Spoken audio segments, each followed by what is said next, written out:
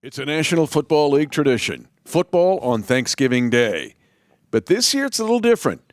It's the Kansas City Chiefs for the first time since 1995 that will visit the Dallas Cowboys for the late window game on Thanksgiving. But there's a lot of layers to this game between the Chiefs and the Cowboys. This edition of Defending the Kingdom brought to you as always by Ticketmaster, your new best friend. And think about it during the holidays of a gift, a stocking stuffer from Ticketmaster.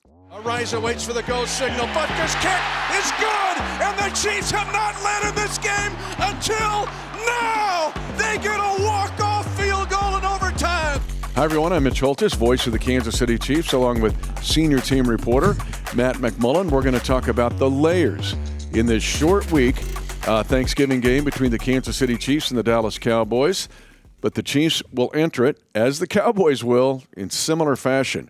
Walk-off field goals with drama at the end, but the Chiefs get to 6-5, beating the Colts in overtime. The Cowboys now 2 straight wins off their bye to go 5-5-1, beating their hated rivals in the Philadelphia Eagles. Yeah, both teams feeling good right now. Man, today would look a lot different if the Chiefs hadn't figured it out in the fourth quarter like they did. Exhilarating finish for the Chiefs. That felt like the Chiefs, right? I think you and I were talking about that after the game. To find a way when things were not going well to stick together like they did and to outgain the Colts 236-18 in the fourth quarter. It's not like we were playing a bad Colts team. That Colts team is maybe the best in the NFL right now. At least they were coming into the game. And to dominate them like we did defensively in the fourth quarter, and for the offense to make play after play after play when it mattered most, pretty cool.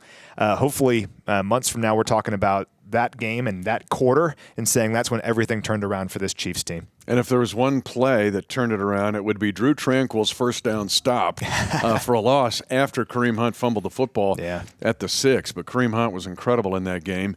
But here we are. Now it's the Cowboys and the Chiefs on Thanksgiving. The Chiefs have a incredibly quick and difficult turnaround. I think that it's one of the most difficult things in all of professional sports. Maybe this is the version of the NBA back-to-back. Yeah.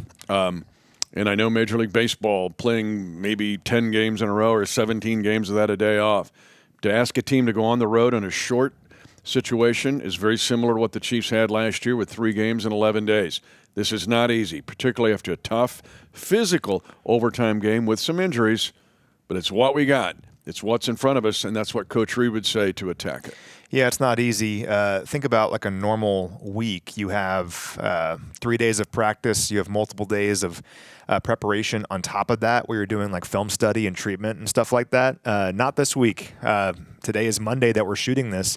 We fly to Dallas on Wednesday, right? You basically have like one day because today is a day where you're trying to get your body right and recover. You have one day to prepare for this game, essentially.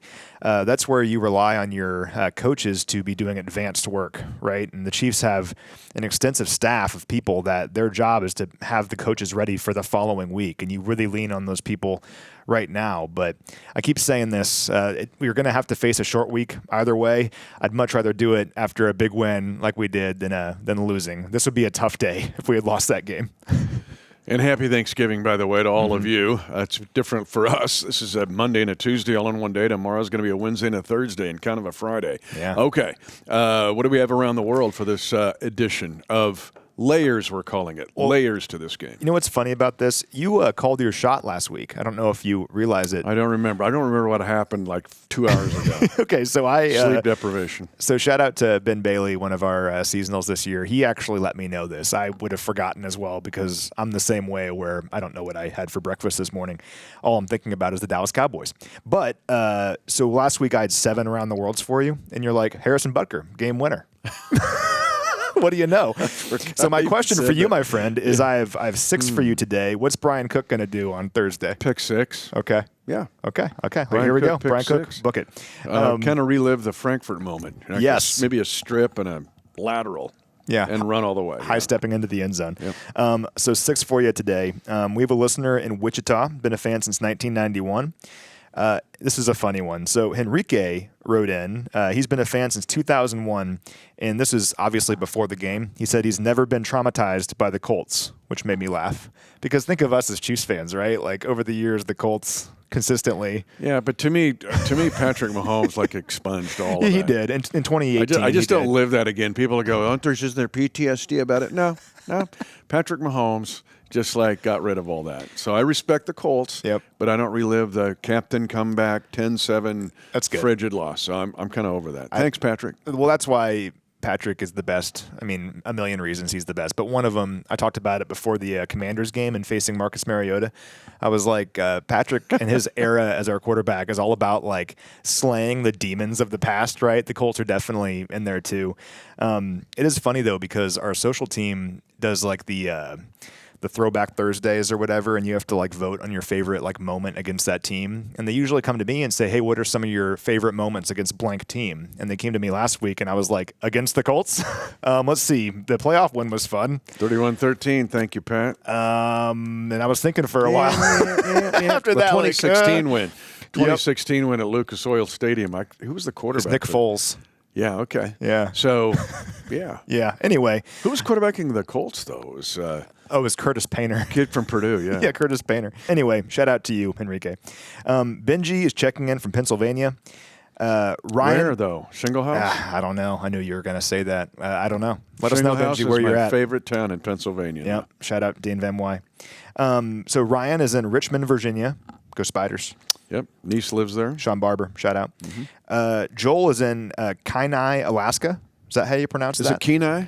Probably. I yeah. think it's home of the great baseball team. You know, Alaska for years had that. I don't know if they still have the top of the World Classic. Well, that for Yeah. basketball, but in baseball, it was but the Kenai Peninsula Oilers. Oh yeah. Okay. And they had a team, and then they would go over and play the Anchorage Gold Panners or whatever in the Fairbanks, and they'd all come to the NBC tournament in Wichita, the National Baseball Congress tournament. All these Alaska teams would come down there, but I remember the Kenai Peninsula Oilers. That's cool. Need to get back to Alaska. I went there last summer. It was just I want to see a baseball game unbelievable. there. Yeah. Top of the World Classic was pretty cool, though. I wish UAF would have it back. The University of Alaska Fairbanks Nanooks, and great in hockey.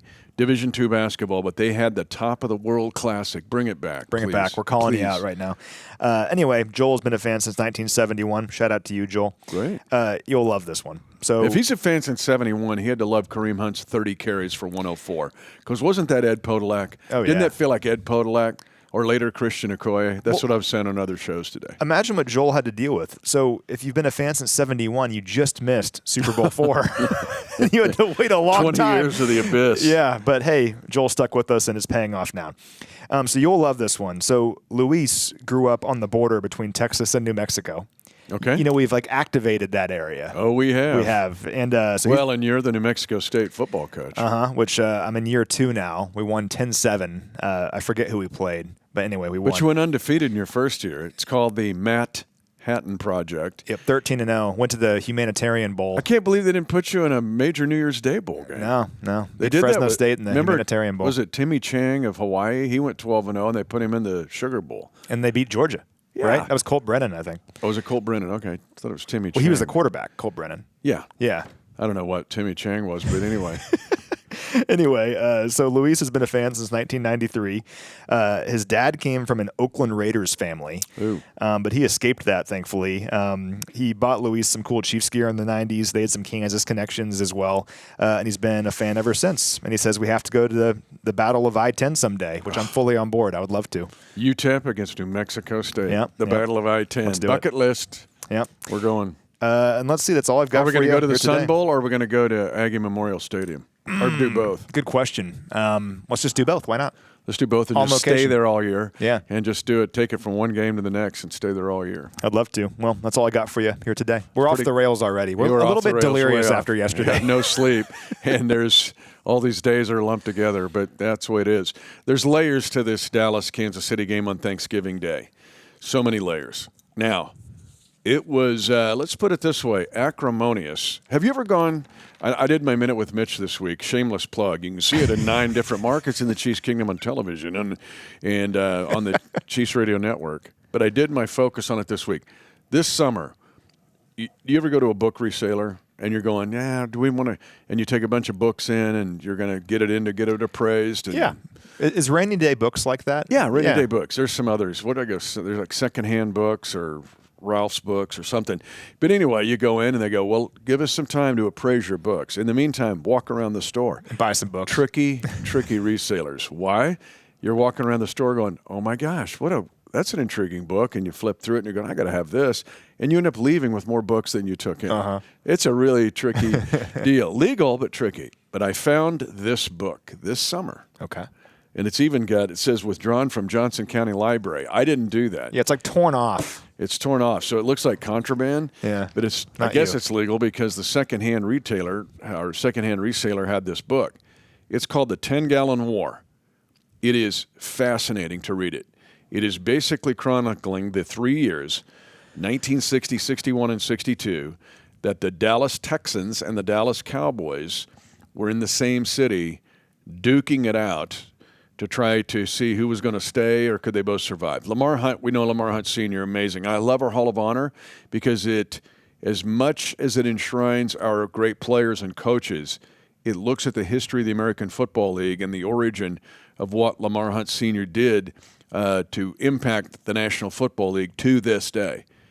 He puts a team in Dallas. He's from Dallas, went to SMU. His family's from Dallas, years and years and years. The Hunts are a famous family. He gets shut down, right, by the NFL. We don't want you. He wanted by the Chicago Cardinals and maybe move it to Dallas. I don't know. They shut him down. He goes, I'll start my own league. Wrote it out on a piece of paper on a flight and starts the American Football League. He puts a team in Dallas. What's the NFL do? This is not very flattering of George Halas, by the way. Okay. Just a spoiler alert. But it's a terrific read. And what do? They put the Dallas Cowboys right on top of Lamar. Yeah. We're going to take him out of business and get rid of your league and your team and you can go do something else. This book, now there's some other books about it that was like, well, they didn't get along, and then they all met at Love Field and played a game of spades, and, Lamar moved to Kansas City. Not so much. The first layer of this game, at any time the Cowboys get near the Chiefs, it brings up 1960, 61, and 62, and the acrimonious relationship, I'll just leave it that way, chronicle in this book, the 10-Gallon War between these two teams. And you remember the game that never happened when we were in the throwback Dallas Texan uniforms against the Cowboys in 2009. Yeah, I sure do. That was Miles Austin going off against us. Yeah. 209 yards. Unfortunately, I do remember that well. Wasn't the greatest Chiefs team of all time. No, not quite. Somewhat forgettable. A little bit. But some of my best friends that I met at college are from Dallas, big Dallas Cowboys fans. And when I first met them, obviously we're all talking about sports, going back and forth. And they love reminding me about, like the 5 Super Bowl titles and America's team and all this. And I would remind them that if it was not for the Chiefs, the Cowboys would not exist. So maybe they should read the book as well. Did they? Does that stun them? Like wait, what? Huh? What? And then if we get another Super Bowl, do we tie them at 5-5? Yeah, I think we do. We could do that this year. How about that? I like that plan. I did some research on this. So the Cowboys forced the Dallas Texans out of Dallas. They became the Chiefs. I was like, I wonder what the team's records were. So this is fascinating. The Texans gets into this book in 1960 went Check 8 out and that 6. first Cowboy year. 0-11. Yep. So the Cowboys in 1960 go 0-11. The Texans go 8-6. Now in 61, the Texans weren't quite as good. They were 6-8, but the Cowboys were 4-9-1, no better. And then in 62, the Texans go 11-3 and win the AFL championship. Cowboys go 5-8-1. Cowboys weren't good. They were not good at all. Now, they were building some infrastructure. That gets in this book. Yeah, they had Landry at coach. They had Landry close and Tex Schramm and Murchison was trying to build it up, but there was some espionage and like trying to, kill each other's promotions and stuff. And I think they finally just realized this wasn't going to work. They're both playing at the Cotton Bowl, so they got to get their schedules fixed. And some were playing at night, and some were trying to play on a Friday night. Well, that's sacred ground in Texas, Friday night for Texas high school football. But it just goes through it all here. Yes, it's fascinating. And then Lamar's trying to figure out where am I going to go. And he was looking at New Orleans and Atlanta. The South didn't have any pro football. It's crazy. Lamar brought the NFL or pro football to the South, and he got Bud Adams to get the Houston Oilers going, and then all of a sudden, the NFL, maybe we ought to put some teams in the South. Well, Lamar was remarkable. He was incredible. But then he brings the Chiefs, the Texans, to the Chiefs here in Kansas City, and the rest is history. That's one layer. The second layer is, and we got to realize this Dallas is the Hunt's headquarters. It's the Hunt family. That's their tradition there. Now, Lamar Hunt Jr. lives here with Rita, but the rest of the family are in Dallas. This gets real and personal for the Hunt family. The Preston Road Trophy, right? The Hunts against Jerry Jones. That's another that you cannot look over that dynamic to this game on Thursday. Yeah, it's pretty cool because we just don't play down there a whole lot. The last time, was it 2016? 2017. We ran the screen to the Hail Mary. Tyreek and scored a touchdown. They think we're going to run a Hail Mary. We run everybody off, and then we throw it to Tyreek, and he runs all the way to the end zone, and Dallas doesn't tackle him. Yeah. First time I saw you can get a big play without running a Hail Mary. Yeah, you sure can. That was the last time, and just because of the way it works out, we don't play down there a whole lot. So I'm sure for the Hunts, this game at all, even if it wasn't on Thanksgiving, would be a big deal. But for it to be Thanksgiving in Dallas, and we have a chance to go there and ruin the Cowboys' Thanksgiving and win a second game in a row and keep this march toward the playoffs, that'd be pretty great. I like that idea. I don't want to make this myopic, but a personal note. First of all, Mahomes has win over the Colts. Side note here, asterisk, is that was the last team he had not beaten in the regular season. Yeah. So way to go. He checked all 31 boxes. He has to have to play us unless it's in camp. Yep. But there's only 2 teams I've not beaten on the road in my brief 32 years. I took care of one this year, the New York Giants. Dallas Cowboys. Dallas Cowboys. Okay. And the other one, Cincinnati Bengals. Yeah, House of Horrors. I don't want to go there. Let's avoid that for a while. But I can check one off the list this week. So one layer, the history of 60, 61, and 62. And you researched it. You saw it there. It's in this book. Man, oh, man. You can't overlook it. 2, it's really amazing sports history story of our country. 2, the fact that this is home for the Hunt family. It has been for generations, so can't overlook that. 3 is the Schottenheimer factor here. Marty Schottenheimer, revered here as a 10-year head coach of the Chiefs, flipped this franchise around. I loved Marty Schottenheimer. He was incredible.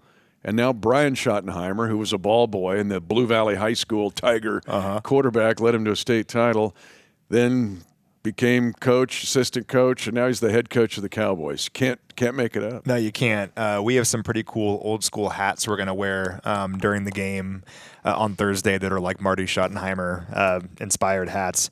So Brian was on the Chiefs staff in 1998, right? Yep. Okay, I looked this up. So we actually beat the Cowboys in 1998. We did. Yeah, so I'm gonna quiz you on some trivia here. Van Morris had like 133 yards. That's why you were the best. So I even wrote this down. I'm like, I'm going to stump Mitch today. I'm going to ask him who led the Chiefs in scrimmage yards in the 1998 Chiefs win over the Cowboys. Surely he'll guess like Tony Gonzalez or Marcus Allen or whoever. Bam Morris had 137 yards. Oh, I was off by 4 yards. You're so close on 27 carries. So Troy Aikman had under 200 passing yards in that game. Yep. We held Emmitt Smith to under 50 yards rushing, and Michael Irvin had 1 catch for 9 yards. Big Chiefs win. Glorious day, and you got to understand how good those Cowboys teams were in the 90s. They had to run like we're having now in those, especially from 90 to 95, right in there, and they won the three Super Bowls in that span. But that was kind of the end of that era a little bit, but they were still good. All those guys, Emmett and Aikman and Irvin. But to win that game was a big deal. Now, that season didn't turn out so good. That was the highlight of that season. But that Chiefs team was fired up because I think of layer 1 and layer 2 that we've already mentioned. It means a deal to the ownership family of this franchise. And 2, the rivalry. There's this rivalry that dates back to the Cowboys versus the Texans. I just remember how ready our guys were, and they played awesome. Yeah, it's just cool because it's not one of those rivalries that you really think about, like if you don't know the history of it all. But I'm eager to read this book and to learn more about it because it's fascinating stuff. And I always think like the butterfly effect stuff is kind of cool. Like, as contentious as I'm sure this was, and then Lamar's decision to move to Kansas City, I mean, changed the trajectory of this city and this region forever, right? And that came down to one man's decision. So I think it's pretty cool. But let's go beat the Cowboys on Thursday. I take it further. It really changed the trajectory of pro football. Yeah, for sure. Because they're trying to put Lamar out of business. They don't want him involved in pro football, mainly George Halas. Sorry, Bears fans. This is not very flattering. George was trying to nuke Lamar to the deal. But once Lamar got the AFL going, all of a sudden it became this exciting league and two-point conversions, and there was color into a black and white game. And he brought in revenue sharing, and he brought in playoff structure, and he brought to all the time zones. He brought the Broncos to the Mountain Time Zone, and there was no Mountain Time Zone team. It jumped from Chicago to L.A. Now that we think of it, it's really due to Lamar. If they would have wiped him out, who knows what would have happened. So, yeah, it's a really good point on your part. There's another layer to this game, too. A couple more, maybe, unless I'm forgetting one. The Andy Reid versus the Cowboys layer is kind of real, all right? So for 14 years, Andy Reid was the head coach of the Philadelphia Eagles. The Eagles don't like the Cowboys. No. And the Cowboys don't like the Eagles. No, they don't. Coach, he's 2-1 against the Cowboys here. He beat him in 2013. I remember they were not going to lose that game. We lost in 17, kind of a down-to-the-wire game kind of thing. Then we beat them here in 21. And the coach is 19-13 against the Cowboys, including a playoff loss, I think, in the 09 wild card. But Coach would not admit this, but if you mention Dallas to him, you see kind of the eyebrows that go crazy. So that's a layer to this game. Sorry, it's a rivalry. Yeah, you and I were talking about it earlier. It's like if we lived somewhere else and the Broncos were coming to town, or the Raiders, and it's like, yeah, this game means a little bit more to me. Coach has been here a long time now, but, I mean, I'm sure he still has all that fire for those old NFC East opponents still in him. And, yeah, hopefully he has it this weekend. Or Thursday. I keep saying this weekend. Yeah, this Thursday. Did I leave the layer out? Yeah, you sure did. Patrick Mahomes. Oh, my gosh. It's the biggest part of this game. What am I doing? This is sleep deprivation. This is the biggest part of this game. Of all the layers, this goes to the top of the list. Why was I blanking out? Because I knew I was missing something. This is the biggest part of this game, in my opinion. The 2025 version. Patrick Mahomes grew up in Tyler, Texas, 117 miles from AT&T Stadium. Wow. Okay. We grew up in Tyler, Texas. The Dallas-Fort Worth Metroplex is like this. It's like this own planet. Yeah. And everything's magnetic pull to the Metroplex. And so Patrick was a phenomenal athlete growing up. We all know that, right? Still is, obviously, a little bit. But in everything. You know, he was not just football. He was a great baseball player, drafted. He was a great basketball player, could have been a Division I player. Well, when I went to Tyler, Texas to present him for this night with Patrick and Brittany, I met a lot of his friends. And I saw a guy with a T-shirt. I think we went through this. A 12-year-old Little League World Series team from Tyler, Texas. These are all guys that are Patrick's friends, most of them. Still are to this day. They come to games. There is inner circle, this horizontal accountability, Proverbs iron sharpening iron kind of group. This is a big game for those guys because they all stayed loyal to each other. They didn't go to Dallas and play for the Dallas Planet, the Gold Stars or whatever. They said, no, we're Tyler. And Patrick said that night, he goes, we went and beat those teams anyway. I just took my guys. We went from Tyler, 117 miles, and went and played all those Dallas teams and beat them. For Patrick Mahomes, I can't believe I overlooked it. Patrick Mahomes to play this game on Thanksgiving against the Cowboys is a gigantic deal for Patrick Mahomes. All the layers to this rivalry, this version, I don't think our guys are going to let Patrick lose this game. I think it's awesome. So something about Patrick that makes him so special is his loyalty and how much he cares for those that have been with him since the very beginning. Absolutely. And like you were saying, it'd be very easy for him, who is a superstar, to outgrow all those people. And it's quite the opposite. He doesn't forget where he came from. He doesn't forget who his friends were. And it's the same kind of thing now where he cares so much about all of his teammates here. And even when his teammates go elsewhere, he still cares about those players.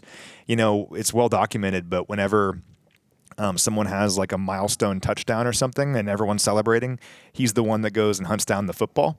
It's little stuff like that. He cares, and that's because of how he was raised, right? And it's pretty cool that he gets to go back to Dallas now for the very first time and play at AT&T Stadium on Thanksgiving and play against the Cowboys, and he has a chance to go in there and beat them. I think that's pretty cool. It's so cool. And you're right. Patrick loves Tyler, Texas. He loves White House High School. He loves the Piney Woods region of East Texas, where he's from. He loves Texas Tech, and he loves the Chiefs Kingdom. He plants wherever he's at, and he just affects everybody's life in that region. That's why he is such a special human being. And now he's going to go play the Dallas Cowboys on Thanksgiving Day. It's just it's one of the coolest things ever. So I think that's part of the reason, another layer to this game between the Chiefs and Cowboys on Thanksgiving Day of 2025. Okay, let's just kind of look at this game a little bit. Two teams that are really kind of similar, not just the way they won the last week, but trying to get a surge. The Cowboys are a really interesting story. They used their bye week. They made two big moves that changed this team. Yeah. And to get Quinnen Williams up front defensively from the Jets, and then to get Logan Wilson, the linebacker, from the Bengals, is a big deal. And it's changed their defense. We can look at defensive numbers and how rotten they are. We got to look at the last 2 weeks and see how much those two guys have improved this team. The Eagles were struggling offensively. I got it. They only had 21 points. The Raiders were the other opponent. But this is not the Cowboy defense that we saw giving up 40 points to the Packers in a 40-40 tie, or to give up 30 points on 5 other occasions. This is a better Cowboy defense. But I know where you're going. Probably let's start with the Cowboy offense. Yeah, well, we can talk about all of it. The Cowboy offense is really interesting. I want to tag the defensive point, though, because you mentioned how their overall numbers indicate that they've struggled, and that is accurate. But the last 2 weeks have been a different story because of everyone that they've kind of added to their defense. So overall, their defense is near the bottom of the NFL in yards allowed per game, points per game, red zone defense. They're last in the NFL in third down defense. They're also allowing 250 passing yards per game. That's 30th in the NFL. And their 29 passing plays of at least 25 yards allowed are most in the NFL. You hear that and say their defense isn't very good. That is a fair assessment, but they look totally different over the last 2 weeks because they have different people on defense. So you mentioned Quinnen Williams, adding him. Huge deal. He had 8 pressures last week against the Eagles. Logan Wilson, a good player that was on the Bengals for years and years. We know all about him. But also they got DeMarvion Overshown back, who's played good football. And then rookie Siobhan Revel Jr., a guy that we looked at in the draft. He's been playing for him. Yeah, he was one of those where we were going back and forth like, if he comes back and he's healthy, because he had the knee injuries at East Carolina, they go, this guy's going to be a stud. And he's played for them. And I just think that their defense has kind of a different swagger to it now. They've allowed an average of just 19 points over the last 2 weeks. So, their defense overall has struggled. That's why their record is what it is. But I'm not sure it's necessarily the same defense that teams were seeing earlier in the year. And really, it begins with Quinnen Williams. You can't let him wreck the game because he's a monster. And already, I think they're seeing dividends from that trade. Yeah, people forget he was the 3rd pick overall in the draft in 2019. But in these 2 games, when you look at what he's done, 8 pressures, tackle for loss in the game against the Raiders, and then the game against the Eagles, a half sack, a tackle for loss, 5 quarterback hits. But what he has done has also helped the others. Oso Odighizuwa has been very much a force in these 2 games because you got to pay attention to Quinnen Williams, right? And then you and I both looked at Donovan Ezerukwe. Yeah, he's another guy in the draft. We were going, ooh, the Boston College kid. These guys are both helped by these additions on defense. You really can't look statistically to me at the Cowboys' defense overall. You have to really look at these additions, guys coming back off the injury list, because it's a defense now that's ready for the Cowboys to make a run. Yeah, it's a different cast of characters. I don't think this Cowboys team makes the comeback that they did against the Eagles if it was like week 5. No. I think it's a totally different team, and that's because their offense is really good, and these guys are never out of the game. And their defense didn't necessarily need to be a top 5 defense, just a little bit better than it was, and I think they've achieved that. It's the number 4 scoring offense in the NFL, and the top total offense in the NFL in terms of yards per game. It's kind of funny we're coming off this game. Wait a minute. Didn't we just say that on the last I know. Coming off this game against the Colts, which had this historic offense, and we're celebrating that we shut them down, which, by the way, I talked about how we had faced the number one scoring offense in the NFL coming into a game twice already in Detroit and in Baltimore. And I talked about how we held both of them to 20 or fewer points. How many points did we hold the Colts to on Sunday? 20 points. So, hey, why not once again? Easier said than done, but let's just go hold the Cowboys to 20 points. What do you say? Let's do that. I'd love that. It'd be hard to do, though. And what happened to George Pickens? Yeah. He stopped running routes against us as a Steeler on Christmas Day, allowing Justin Reed to go intercept the pass at the goal line. Now, all of a sudden, he looks like the rebirth of Michael Irvin. 9 for 146, 9 targets, 9 catches in the game against Philadelphia. And he's third in the league in receptions per game and tied for third in receiving touchdowns. What? Is that the same guy? Does it seem weird to you? So Field Yates just put out a tweet right before we came on that Pickens has more receiving yards than all of the Steelers receivers combined. Not a great move. Yeah, he's been incredible. He has 10 catches of at least 25 yards this year. He has back-to-back games with at least 140 receiving yards. He has 18 catches for 290 yards in his last 2 games. And then CeeDee Lamb, I get he had some drops against the Eagles, but still CeeDee Lamb is one of the best receivers in football. He has 8 catches of at least 25 yards this year. So when you're looking at this Cowboys offense with Dak Prescott, he wants to throw the ball all over the yard. And it's not necessarily like the yards after the catch stuff, like the quick slants and they break free. It is like he wants to throw the ball 30 yards and George Pickens makes a play over a DB. You can't allow Pickens and CeeDee Lamb to go crazy in this game. But really, I think as good as they are with the passing game begins with slowing down Javonte Williams.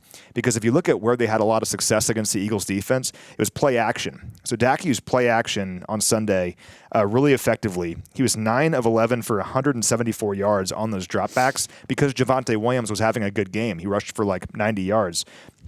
Kind of an interesting career resurgence for Williams because we know him from his time with the Broncos, right? Yep. And a pretty good player, but never really matched what he did his rookie year, I think because of injuries. But this year, he's rushed for nearly 900 yards and 8 touchdowns. It's already his most rushing yards in a single season since his rookie year, and he's averaging just under 5 yards per carry.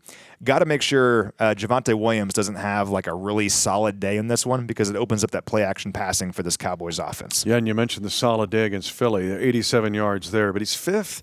He's been top 5 in NFL in rushing, Javonte Williams. And if you look at what he did against the Chiefs, back when he was a Bronco, effective in 2021, 102 yards, and then 27 carries for 85 in the 23 game. So Javonte Williams can be effective, especially being just enough of a run game, much like a Kareem Hunt for the Kansas City Chiefs. But for Dak Prescott, it's all about him being healthy. When he's healthy, he's awesome. The ankle injury in 2020, calf injury in 2021, hamstring injury last year, very serious in 24. And people forget, between the Eagles' run to the Super Bowl, where we beat them in 57 and lost to them in 59, the Cowboys won the division in between those 2 years. Yeah. Now, they've only got 5 playoff wins since that 1995 team we alluded to. They're 5-13 in the playoffs. But many times it has been Dak Prescott being injured. He's not injured this year. And when he's not injured, they're a force. You and I both talked about it. It's like a 7-on-7 team, and I mean that as a compliment. A stat that jumps off the page at you about this Cowboy team in 25, they're number 1 in the league in scoring at the end of halves. End of the first half, end of the game. Their 2-minute offense is number 1 in the National Football League. And the 2-minute offense are scoring at the end of halves, many times tempo. It's not, let's look to the sideline or let's take a bunch of time and look through all of our iPad or look through the iPad to figure. It's go. You just figure it out and go, 7-on-7, which we've seen Mahomes do that. But that's what the Cowboys are doing this year with Pickens' resurgence. Throw in Turpin, too, man. Turpin's not a slouch. Jake Ferguson's a good tight end, made the Pro Bowl 2 years ago. All kinds of weapons on a really good offense. So I chatted with Ari earlier today, which we'll play here in a minute. Yep. And one thing I talked about with him is the Cowboys are really good at like backyard football. Like they can just go out there and maybe the play itself fizzles out, but then Pickens just makes a guy miss and he's wide open deep down the field. And you think you have him off the field and they hit you for a big play. Really, I think big plays through the air are key in this game. And it's ironic because the Cowboys we talked about how their defense does look different, and it does, but the Cowboys have struggled, like I mentioned, against deep passing plays this year defensively. I mean, they've allowed 29 passing plays of at least 25 yards this year. But the Chiefs in this game hit some of those plays when you're on offense, and don't let the Cowboys hit them when you're on defense. And we can't overlook the offensive line. Once again, fourth straight game, we've played a really good offensive line. Now, they lost Tyron Smith and Zach Martin in the offseason, retiring, but they've replaced him. They have drafted 4 offensive linemen in the first 3 rounds over the past 4 drafts, including Cooper Beebe from Piper High School in Kansas City. He's their center, former K-State All-Big 12 star. Yeah. Same alma mater with Eric Stonestreet, Piper Pirate. But this is a Cowboy team that's good. And with these defensive additions, they're much better than what they look like in the first 8 games of the year. And now they're sitting at 5-5-1. Chiefs are 6-5. We mentioned all the layers to this game. But you had a chance to catch up with Ari to be our spy around the AFC and look at the rest of the league. Hello to everyone. It's time for Out West with Ari Wolfe, a special Thanksgiving edition as it is week 13. And wow, what a crazy week 12 we had. I'm excited to be joined as always by Matt McMullen. We start in the AFC West, but I normally don't start talking deeply about the Chiefs, but considering 2 teams were off, the Chargers and the Broncos, let's go right to the Chiefs and the Colts. 8:37 to go in the fourth quarter. Chiefs find themselves down 20-9, and it felt dark in my house at that moment. It felt like you fall to 5-6, like you'd have to do circus tricks in your head to figure out how you're going to get to the playoffs. The Chiefs' defense steps up huge. They completely dominated the Colts on their last 4 possessions. The Chiefs find a way to win in overtime. Mahomes throws for a season-best 352 yards. But to me, this was about the defense and really about the crowd at Arrowhead. I don't know in recent memory if I felt the lift of the crowd as much as I felt it watching yesterday. You were there. What was it like to be there at Arrowhead and feel that crowd sort of will the team to victory? So I'm glad that came through on TV because that definitely was a real thing that I felt. And it's easy to be loud and screaming and cheering when the team's playing well and everything is going great. But what was so cool is that the Chiefs are down 11 points and Kareem fumbles in the red zone. And the Colts, who have been playing such good football all year, it's the top offense in the NFL, one of the best offenses statistically since the 07 Patriots, right? Yeah. They have the ball in the fourth quarter after you commit a crucial giveaway and they're up 2 touchdowns. That game, 99% of the time, is over. Well, the crowd said, we have a 1% chance. We're going to give our defense all the energy we possibly can. And you could feel it. Like the energy was like palpable. And for the crowd to get behind the team like that when they knew the team was up against the wall, the challenge was greatest, right? And the defense responded to it. And to force that offense into 4 consecutive 3-and-outs to end the game, the Colts had 13 net yards on their final 4 drives. I mean, seriously, Amazing. If you go look at the numbers, the Colts led the NFL in like every single offensive metric. You can't get them off the field. Fewest 3-and-outs in the NFL going into that game, 13 all season, and they had 4 in a row when it mattered most. I mean, that's all about Steve Spagnuolo. It's all about this defense, but it's also about the crowd. And again, I'm glad you could pick it up on TV because the energy was real. There's a reason the Chiefs are 17-1 in their last 18 home games dating back to 2023. The crowd plays a big role in that. And definitely on Sunday, the crowd earned that win, I think. There was also something very unique that you might not have seen because you were there at the game. On television, they showed several players approaching Kareem Hunt after the fumble, picking him up, being like, we're going to need you. You got this. There was this sense of rallying around, a teammate that had a critical mistake in a critical moment that I think spoke volumes about the tightness of this team and how they actually care about each other. And they were right. Kareem comes back in the game, ends up having an impact. He finishes with over 100 yards. They really leaned into the ground game in a way we haven't often seen them. That the balance offensively was there. I think it really told us a lot about the Chiefs. And, if they find a way to get into the postseason, we're going to look back at the way that crowd reacted to a lot of fan bases would have been booing at that point, right? Leaving. You're down 20-9. Your most important running back this season fumbles. The crowd could have gone the other way on you. So just super proud of Chiefs Kingdom. It was amazing.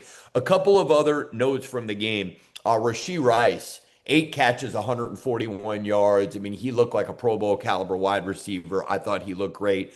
You don't want to settle for field goals, but you got to make your field goals. Harrison Butker comes through with 5 field goals. The game wasn't pretty at all. We'll get into the wild card standings in a little bit, but remember when we talked about the play against the Giants where Mahomes, threw the pick and then went back and got the football? Well, I guess it wasn't a pick. He threw it backwards. Yeah. That was like a season-changing moment. Well, the fourth quarter of this game was a potential season-changing moment. I was wondering what it felt like being around the team after the game yesterday. Yeah, it was euphoric, right? Yeah. That felt like a playoff game. We all know that was a really important game for the Chiefs, and you're facing a team in the Colts who was one of the best teams in football, a team that really has steamrolled over teams this year. It was a really tough challenge. The Chiefs have been struggling lately, particularly on offense. To come into that game, just trying to find a way to win. And when you're late in the game and things have not gone well, the Chiefs end 1 for 6 in the red zone, right? You have the interception early in the game inside your own 5-yard line. You have a touchdown taken off the board because of a penalty. You have a fumble in the red zone. I could go on and on. Things were not going well for the Chiefs, but they hung in there. And I think that's one of the things that makes this team so special, not just this year, but overall during this run of Chiefs football, is it's not always super flashy or exciting or the highlights are great, but what makes this team so special is they never give up. And it's easy to say that. It's another thing to actually do it. And when the odds are so stacked against you and it just feels like it's not your day or not your year, the fact that you keep going, like, let's just keep doing our best and see what happens. Yeah. Sometimes you mess around and you win the game, and it's pretty cool. And yeah, I hope that hopefully after a deep playoff run, we're looking back at that fourth quarter and we say that might have been when everything turned around for the Chiefs because everyone picked each other up. The crowd picked the defense up. The players picked each other up. I mean, I think it's cool that you mentioned Kareem and Rashee. Well, I don't think when you were writing down your notes for our podcast today in the first half, you were writing down Kareem and Rashee, right? I mean, Kareem has that critical fumble. Rashee, some drops in the first half. Well, Rashee has 132 receiving yards in the second half, 2 catches on third down that moved the chains. He has that 47-yarder on 2nd and 13 at the 3-yard line that got the game-tying drive going, 19-yard catch on 4th down to keep that drive alive, and the 21-yard catch in overtime to set up the game-winning field goal. I mean, the Chiefs don't win that game without Rashee, and same with Kareem, 104 rushing yards. I think 103 of those yards, according to Next Gen Stats, were after contact. So he had 1 yard before contact. What a warrior. Anyway, I'm rambling, but it was really cool to see, and I'm just really proud of our guys for how they played on Sunday. That's good stuff. The other game in the AFC West yesterday featured Cleveland at Las Vegas in a game that I wasn't sure what to think of other than I was looking forward to seeing Shedeur Sanders in his first start. I was pretty impressed with him.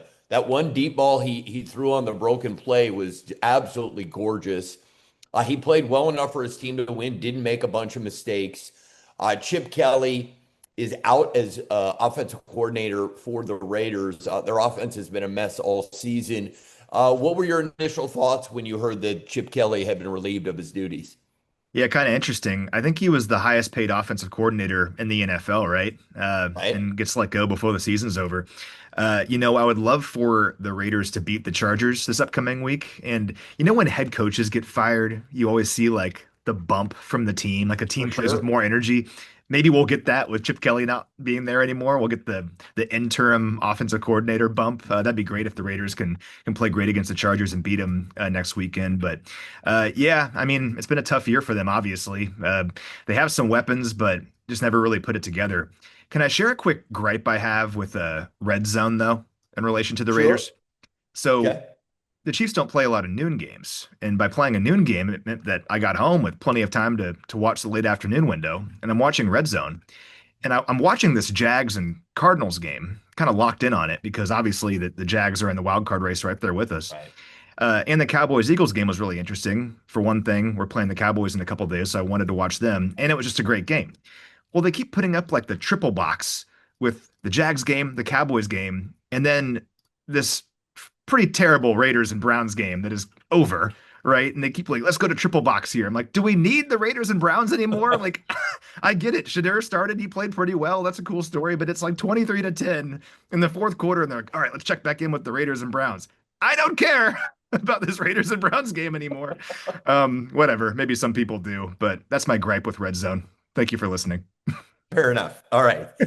Moving on. I thought the best game yesterday was the New York Giants at the Detroit Lions. And our friend Mike Kafka, who's now the interim head coach for the Giants, had his team balling. He ran two trick plays for touchdowns, including one where they threw it back to Winston, who looked like he'd been playing wide receiver his whole life, breaking tackles, getting into the end zone. I thought Kafka had the team really amped. They look like a team that had something to play for. They outplayed the Lions for the entire game. But then every decision counts, right? Kafka and the Giants are up 3, less than 3 minutes to go. They're inside the 10-yard line. They elect to go for it on fourth down. I get it. You want the dagger. It would have effectively ended the game. But there must be something in the analytics, and I'm not an analytics guy, that says that going from up 3 to up 6 is not important. I'm old school. I think it does. I'd have taken the 3 and forced the Lions to score a touchdown. With hindsight, we all look brilliant, right? We all got 20/20 vision. But I think what we saw with Mike Kafka is he's definitely got the juice and the goods to be a good NFL coach. But also, how you manage a game and the decisions you make. The Giants also at times with the lead in the fourth quarter were throwing the ball when I think everybody else thought they should run the ball. But give the Lions credit. Jared Goff had a bad day. My biggest takeaway from the game is that Jahmyr Gibbs, if I was starting a team today and I could choose a running back, and that, we couldn't choose, we're just choosing running backs, he'd be the first running back off the board. That guy is the best player I've seen play this year. His total yards yesterday from scrimmage were like close, or here it is, 264 yards, 219 yards on the ground, 3 touchdowns. He scores on their first play in overtime. So my takeaways are Kafka is good enough to be a head coach, but he'll learn from it. Jahmyr Gibbs is awesome. I mean, he's as much fun to watch. I mean, when my wife watches him, I feel like she gasps like 4 or 5 times a game. It was a must win for the Lions. It was a ton of fun. I know you were working. I'm sure you saw some of the highlights, but to me, it wasn't even close. It was an amazing football game. Yeah, Jahmyr Gibbs is incredible. I think he's like the perfect kind of player for the modern NFL, where he can be that running back who can carry the ball in between the tackles, but he has the explosiveness to take a carry to the house at any time. But he can also be such a weapon in the passing game, where he's like a legitimate receiver, not just a running back who catches the ball. Right. I'm with you. Just an incredible game, kind of willed them to victory. I do feel bad for Mike Kafka because I like Mike Kafka a lot and think he has a super bright career ahead of him. You're right about the hindsight thing because it's so difficult. The Giants have blown all these fourth quarter leads this year. So I understand the mindset. Like, we're not going to play not to lose. We're going to play to win. Well, then it bites you, of course, right? And that's also, I guess, why you throw the ball in the fourth quarter when you had the lead. You don't want to look back on it and say, like, oh, we were playing not to lose. Well, unfortunately, sometimes when you play to win, you end up losing. I get it. But still, crazy game. I think the Lions, in a lot of ways, their season has kind of mirrored our season. Like, they come in with big expectations and just some games have not gone their way. They've had some bad luck and some injuries. And then kind of crazy, same situation yesterday where they're down by double digits against a team that is playing really good football. And you're at home and you find a way to send it to overtime and win it. How about Jake Bates hitting a 59-yarder to tie the game? Yeah. I mean, it's just incredible. Like, we've talked about it before, but like 59 yards even 10 years ago is like crazy. Like, man, you can't be doing that. And he just nails it. So yeah, that's one of those games where it was happening during our game. So I had to go back and just watch the highlights, but digging into it, incredible game. And I'm with you that Jahmyr Gibbs is the takeaway. It's funny how these things change though, because all season it's like Jonathan Taylor is the MVP and then the Chiefs shut him down on Sunday and it's like, never mind. Now it's Jahmyr Gibbs, but yeah, I'm with you. Awesome player. Well, I guess I also meant, like, if you're considering age and all the other factors, like Saquon Barkley last year, Offensive Player of the Year, it's not like he's really lost a step, but, he's a couple years older than Gibbs. Jonathan Taylor, a couple years older. So to me, if I was starting a team today, the reason Gibbs is, yes, I think talent-wise, they're all pretty similar, but Gibbs is the youngest of the bunch, and I just think he's only going to get better. All right. Yeah. Let's move on. Upcoming this week, let's lead with the Chiefs and the Cowboys. It's the Thanksgiving Day game. It's a huge game. Cowboys coming off a big comeback against their arch rival. They come back from down 21 to nothing to win. My biggest takeaway from that game is George Pickens is a beast. He, is going to be a free agent. He is going to get a huge contract. He is virtually unstoppable at this point. So I think the biggest challenge amongst many challenges for the Chiefs and their defense is how do you stop Pickens? Because, man, Dak Prescott, he's got CeeDee Lamb as well. CeeDee Lamb had some catches, but some critical drops as well. Really, George Pickens at this point, to me, is the alpha receiver on that team. If you're Steve Spagnuolo, what do you think are some of the things you're focusing on to get ready for Thursday and slowing down the Cowboys defense? Well, Mitch and I were joking around about it. You shut down the Colts offense, which I was talking about earlier, which is this incredible historic offense, and your reward is now you get to face the number one scoring offense in the NFL and the Cowboys, who I think passed the Colts now. They're awesome, and I think they are a little bit different in terms of how they do it. So Right. two great offenses where the Colts are. I don't mean this in a bad way. It's a compliment to Shane Steichen, like so built around scheme. Like they have this incredible scheme, right? Not that the Cowboys don't, but the Cowboys to me strike me more as like a backyard football kind of Sure. team, and it works for them. And listen, the Chiefs have been that way a lot too, so I get it. It works, and when you have maybe the best receiver tandem in the league right now in Lamb and Pickens, makes it easier to do that. Like even if Lamb is the number two right now, it's a pretty good number two having CeeDee Really? Lamb. So yeah, I mean the Chiefs will have their hands full. You got to find a way to not let those guys have huge plays. And what Pickens has, I think 140 receiving yards in back-to-back games. You can't let him go off for a 70-yard touchdown. So, Yeah. it's Monday morning after the Chiefs just beat the Colts, so I need to dig into them more actually, and Right. have some more like solid thoughts about how you do it. But on the surface, it's pretty obvious. You got to find a way to make sure they can't just hit you for big plays over the top. But I think it's more you have to force them to be methodical. And get some pressure on Dak Prescott, who you can't let him sit back there and just throw the ball all over the yard. So quick turnaround, but after what the Chiefs did defensively against the Colts, I'm always going to have faith in Spags to figure out a way to get it done. When I think about television ratings, I think this game has the chance to be the highest rated Thanksgiving game of all time, right? It doesn't Or get a game lot in general, of- any non-Super Bowl game ever. Yeah. Yeah, I think it has a chance to be the biggest rating. And it does help them that, the Cowboys are back in the playoff picture. The Chiefs coming off this win. It's a must-win game for both teams, just adds to the drama. And you got two of the best, most iconic brand names in the National Football League. So Chiefs and Cowboys Thursday will be fun. More in the AFC West coming up. The Raiders at the Chargers, you mentioned it earlier that you're hoping for a Raiders upset. I think that's a big long shot. I think the Chargers coming off a bye where their last game they were embarrassed at Jacksonville. I expect a Harbaugh team to come back and play good physical football. I just don't see the Raiders going on the road and winning. Maybe they'll get a bump from whoever is going to be calling the plays that hadn't been announced yet when we recorded on this Monday morning. But every game for anybody in the wild card race right now is a must-win game. Other than hoping the Raiders can win, what are your thoughts on the Raiders Chargers? And keep in mind the Chargers won in Las Vegas 20-9 earlier this season. Well, one matchup to watch is that Raiders pass rush against the Yeah. Chargers offensive line. That's obvious. The Chargers offensively just haven't been the same team without Joe Alt, and they have to face Max Crosby on Sunday. So that's one thing to watch. I'm with you though. I mean, I just think that the Chargers are a much better team than they showed against the Jags a couple weeks ago. They got to go out there and do it though. For the Raiders, can you not turn the ball over? Can you protect the football? Can you put some drives together? I think I actually could see this being kind of a rock fight kind of game where the Raiders pass rush can get after the Chargers, but it boils down to can the Raiders offense go down there and make them pay? I don't know. I mean, they haven't really done that much at all this year. No. Maybe the interim offensive coordinator can whisper some things and figure it out. But yeah, I mean, on paper, the Chargers win this game coming off the bye, but you never know, Ari. And You never know. All right. I feel gross Last rooting game- for the Raiders, but you got to do Yeah. it. Last game in the AFC West for this weekend is the Broncos at the Commanders. And look, for everything tells you the Broncos are going to win. But let me just throw a thought in here.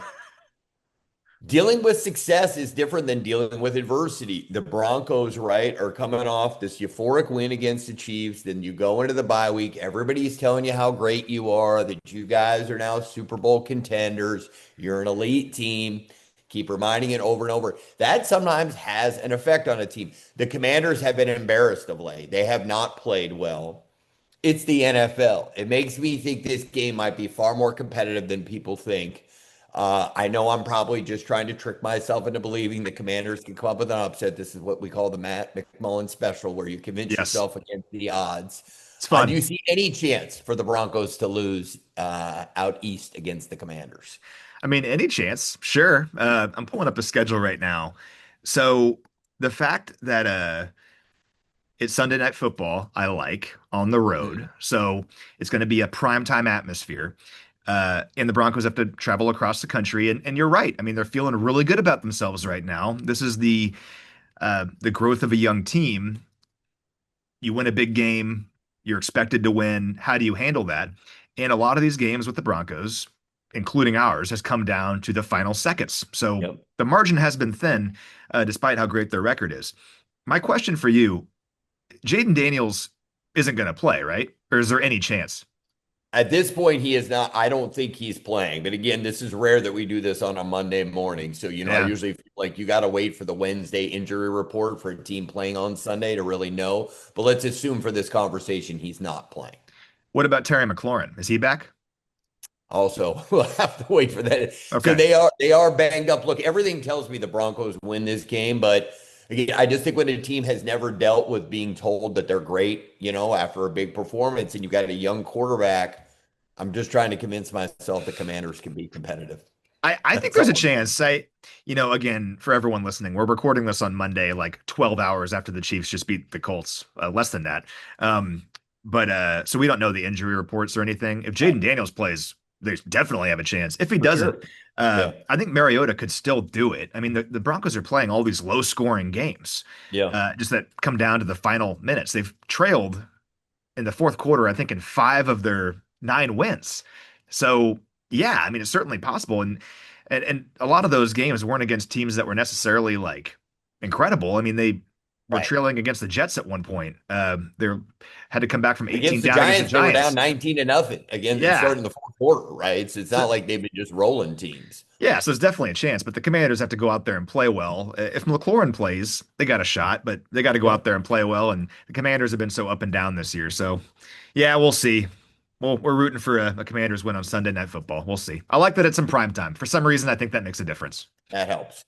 Well, right, Xavier Washington, then at least you can gain some dignity and respect from showing the league that you go out there and fight and beat a team with a great record. All right. Yeah. So now we added this last week. It's a deeper look at the wild card. So the way I look at it is you've got 6 teams right now: the Chargers, the Jaguars, the Bills, the Steelers, the Texans, and the Chiefs are battling for 3 spots. Only a game separates all of those teams. So it's going to be fascinating. So this week, Jacksonville is at Tennessee. Hard to see them losing that game unless they just come out and lay an egg. Buffalo at Pittsburgh is fascinating to me, right? Because, right, the loser of that game, especially if it's Pittsburgh. So are we actually rooting for the Bills in back-to-back weeks? Or is there some world that you see where this sounds insane, where the Bills don't make the playoffs? I mean, it's not completely out of the realm of possibility now. They still have the Eagles at home, and they still have to play at New England. So let's just say they lose all 3 of those games, and suddenly they have 7 losses. Are they going to get in at 10-7? So to me, the biggest game for everyone in the wild card this week is Buffalo at Pittsburgh. And then the other one that involves 2 important teams is the Texans, who are suddenly hot, having beaten the Bills. They're 6-5, right? People wrote off the Texans. They were out of it. They're playing at a Colts team that's coming off the loss of the Chiefs. So I've just told you about what 3 big games. Take this in any direction you want. The AFC wildcard race is going to be amazing to watch, especially if the Chiefs find a way in. But for the sport, it's incredible to have these 6 like quality teams battling for 3 spots. Yeah, it's nuts. I'm looking at the standings right now. So the Chiefs winning yesterday was gigantic. I mean, for so many reasons, beyond just the vibes of it all. To keep pace with all these teams, and to do it against a team like the Colts is such a big deal. Uh, so the Buffalo Pittsburgh game is interesting. I think it's almost a win-win for the Chiefs, whoever ends up coming out on top in that game. Now Okay. that I've had more time to think about it, and the Texans end up winning that incredible game over the Bills, I'm okay with Buffalo losing because Buffalo is one game better than us right now, which is Right. nuts to think about considering where these two teams were just a couple weeks ago. Um, are they going to fall out of the playoff picture? I don't think so because it's the Bills. Just like the Chiefs, in my mind, I get that it's been an uphill climb, but the Chiefs are going to find a way to get it done. I think Buffalo will too. Pittsburgh's interesting though, because Pittsburgh, I feel like it's been this inevitable situation where they've seen Baltimore in their rearview mirror for weeks and weeks and weeks, and Baltimore just keeps winning. Well, now Baltimore, because of whatever tiebreaker, is actually the 4 seed after starting 1-5, and Pittsburgh Incredible. is on the outside looking in. And you have to play the Bills, who I get have been struggling, but it's still the Bills. If you lose, you're all of a sudden you're dropping completely out if these other teams are going to keep pace. So Pittsburgh is a team that I'm watching that who would have thought even 3 or 4 weeks ago this would be their situation. So pretty interesting. Man, the Cardinals almost had the Jags yesterday. They almost did. But what's interesting too is that Jacksonville plays the Colts twice. Now, if you're looking at it purely from where the landscape is right now, you're like, all right, well, you hope the Colts win those games and knock the Jags down, and the Chiefs can make up that ground. And sure, that makes sense. But also, if the Jags win those games, well, the Colts are at 8-3 now. They're only 2 games ahead of the Chiefs, and the Chiefs have the tiebreaker over the Colts. So if the Jags were able to have like a surge and the Colts slip up a little bit, you could be looking at a situation where there's a tiebreaker between the Colts and the Chiefs, by virtue of the game yesterday, have that tiebreaker. So it's going to be a crazy last handful of weeks. The most important thing for the Chiefs, and it's obvious, is just keep taking care of your own business. Keep winning Yeah. games. The rest of this will figure itself out because all these teams are playing each other. Just keep winning and we'll be all right. But it is pretty interesting. Fascinating. All right. So, what I think is the best game coming up this week, you've got the Packers at the Lions. I mean, this is a huge game for both teams. Keep in mind, week one, we all thought the Packers were Super Bowl bound. They really destroyed the Lions 27-13. They dominated from start to finish. That seems like a lifetime ago.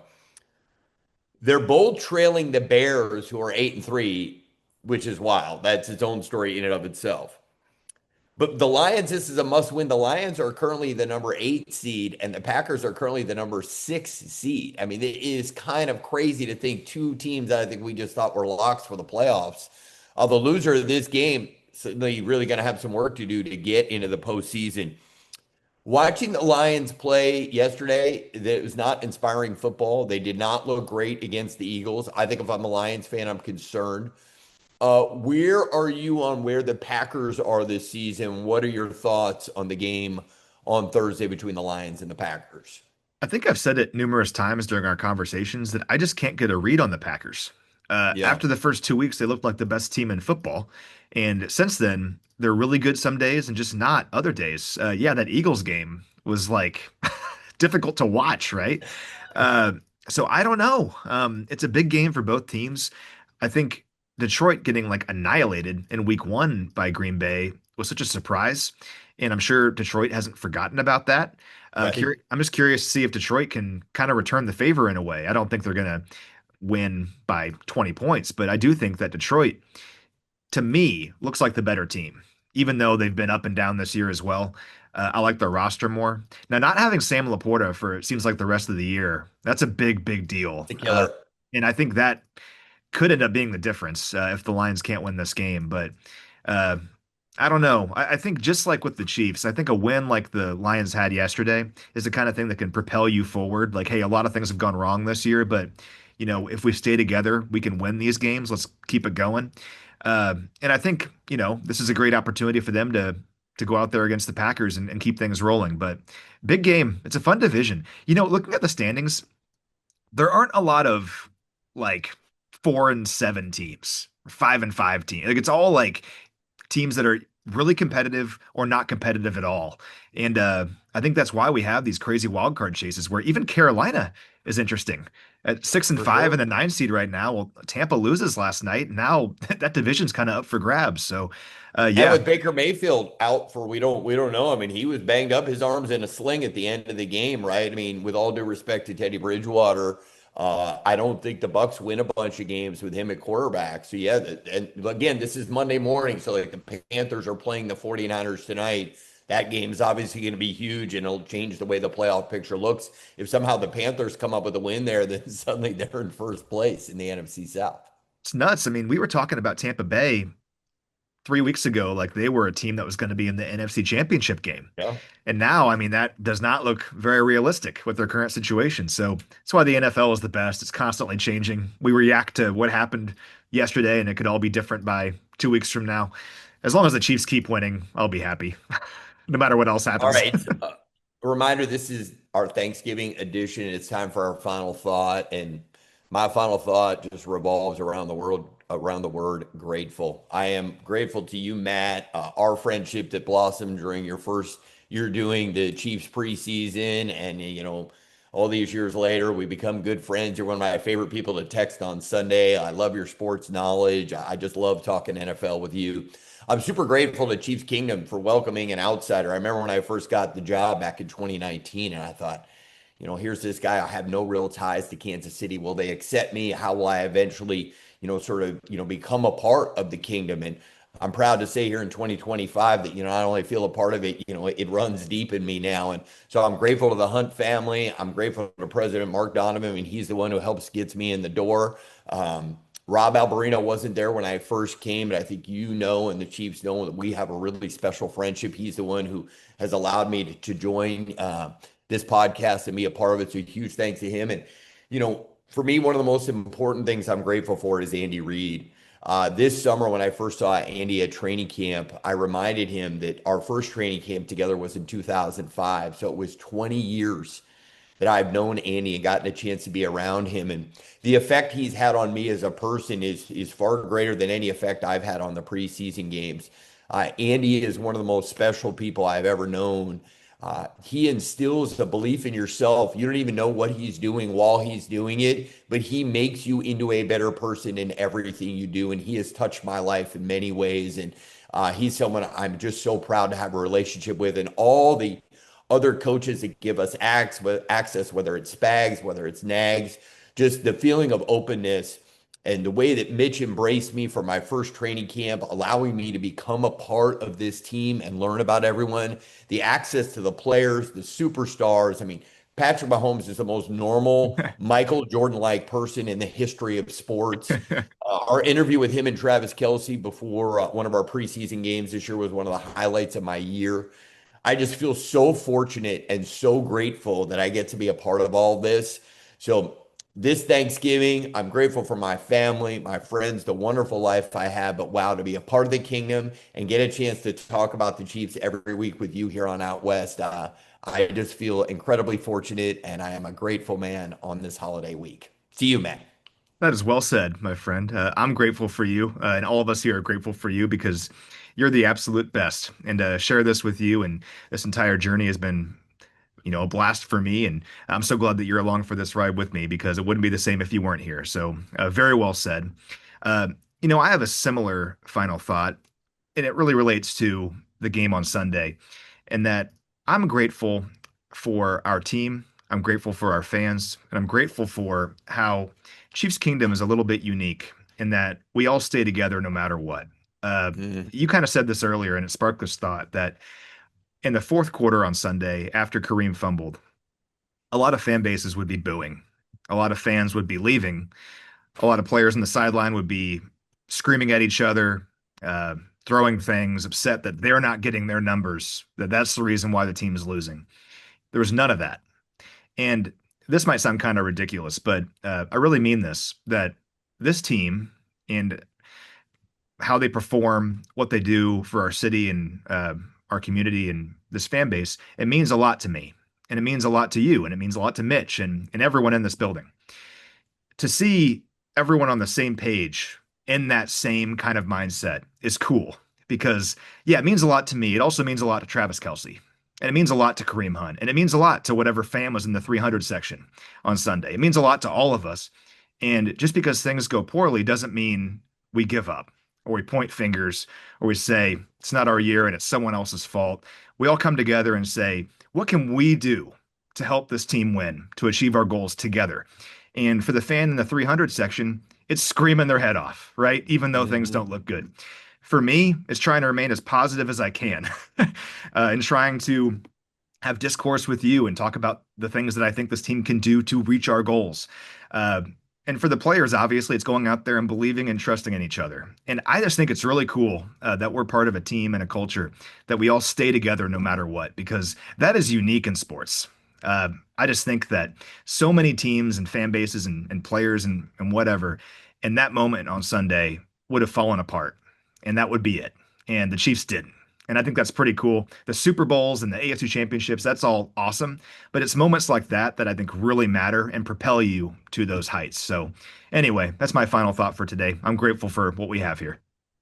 It's awesome. And let me tag that. Just if you recall last week, I ended the podcast sort of begging the fan base, Chiefs Kingdom, to enjoy the process, to embrace the adversity, to really the true meaning of being a fan is, be all in no matter what. Well, what they did in the fourth quarter, apparently they didn't need me to tell them anything because they literally lived that and showed it and demonstrated their love for the franchise. Because I'm telling you, most stadiums, you'd be hearing a lot of boos. Instead, they rallied up that defense. They rallied for a win, and I think really changed the season. So I could go on and on, but let me tell you something, Matt. This is a great edition of Out West. Tons of fun. Have a safe trip to Dallas. Go get that win and then enjoy that turkey. And happy Thanksgiving to everybody. So thanks to Ari, undercover again around the league. Yeah, he sure is. One thing we talked about, though, is how awesome the crowd was on Sunday. I'm sure you could feel it. So I thought it was so cool that after Kareem fumbled in the red zone, that felt like a crossroads moment, right, where it could be the end of the game. Like the best offense in football has now come back out onto the field. They're up 2 touchdowns. They're just going to put this thing away. Or everybody can collectively not give up. And it felt like that was the loudest it's been the entire game. And it's one thing for the crowd to get loud when someone has a big play or something good is happening. But for the crowd to be like, you know what, they need us right now. They need us right now. Let's get loud. Let's support our team. The defense fed off that energy is pretty obvious. And I think without the crowd doing what they did, who knows what happens. But could you feel that in the booth? Such a good point. And the fact that, and Chiefs fans are different in that way. They want to come to a game to influence the game, not entertain me. I'll sip on a drink and let's have a good time and we'll leave early with 5 minutes to go so we don't have traffic. No, most of the Chiefs fans come to influence the game. And it's a really good point that you bring up. But Coach even called out Chris Jones positively because Chris kind of helped exhort that crowd. Yeah. And when that first down play, I said, if the season turns around, I'll look back at that moment. I'm glad you brought it up. But we run blitz him, and Tranquil hits him. And so now they lose yardage on the first down play. Now the crowd's going berserk. Chris Jones is getting them all going. It's a 3 and out. You get it back. You basically get your fumble back in a way, and the game entirely changed. And maybe the season changes. Yeah, it was really cool for everyone just to collectively say, you know what, this ends now. Like, we're tired of these shenanigans. We're going to find a way to win this game. And the Colts were never the same from that point on. I mean, they were moving the ball right down the field, and then all of a sudden they couldn't do anything. They had 13 net yards in their final 4 possessions. The Colts offense had 13 3-and-outs all season. They had 5 against the Chiefs, including 4 in a row when it mattered most. It's pretty cool, and I think the crowd played a big part in that. Yeah, 12 plays, 13 yards. We'll close this way. The Cowboys' special teams are very good. Brandon Aubrey is a machine as a kicker. He's in field goal range when he walks out of the hotel. Yes. You just think, if he lines up for 60, you're going, this is good. Uh-huh. I mean, did you have any doubt yesterday he's not going to, bang that home? I know that he had a miss. It's, whoa. But everyone freaks out when he misses. It's not. He missed. And his range is nuts. He's been arguably the best kicker in this league over the past couple of seasons. So that is another weapon that the Cowboys have coming into this game. But we laid it out there. Now, if Brian Cook gets a pick 6 in this game, We may be onto something with We might. predictions. No kidding. So then the following week, you may have to have 59 around the worlds because then, like Cooper McDonald can have a block punt. You'd love that. You go berserk on the air. Can I say one thing, though, that I want a special teams exciting big play. We've been so close. It almost happened against the Colts, too. We almost had a block. Yes. I think one thing for the Chiefs in this game, though, that we haven't talked about yet is we've got to finish in the red zone. Yeah. And that has to do with your comments about Aubrey, because we can't let this game come down to an Aubrey field goal. Nope. Like the Chiefs go 1 for 6 in the red zone against the Colts. It's kind of funny. The Chiefs actually dominated the Colts. The Chiefs gave the Colts, they basically spotted them a touchdown, turning the ball over inside the 5-yard line. We had a touchdown off the board because of a penalty, and we had a fumble in the red zone. Overall, 1 for 6 in the red zone. Now, one of those was the setting up the field goal at the end. Doesn't really count. We weren't trying to score a touchdown there. But 1 for 5 in the red zone. You got to be better in the red zone. If we're pristine in the red zone against the Cowboys this week, you're hopefully taking Aubrey out of the game. He's not going to be able to go out there and win it for him. Knock on wood. I don't want to jinx this. But overall, finish in the red zone against the Cowboys. That's kind of my number one thing, I think, going into this game. And to your point, another good point by Matt McMullen, but I'm going to stretch it a little further. Okay. The Cowboys have 5 red zone giveaways. Okay. They lead the league. What would their season look like without those? But who's next? The Chiefs have 4. Think about the pass off the hands of Kels, Eagles. The pick 6 of 99 yards, Jaguars. The red zone pick by McMullen against the Broncos. And we got by with it yesterday with the fumble by Hunt. So, red zone's imperative to be there. But man, oh man, Thanksgiving. Chiefs, short week, going to Dallas. And there are so many layers to this game.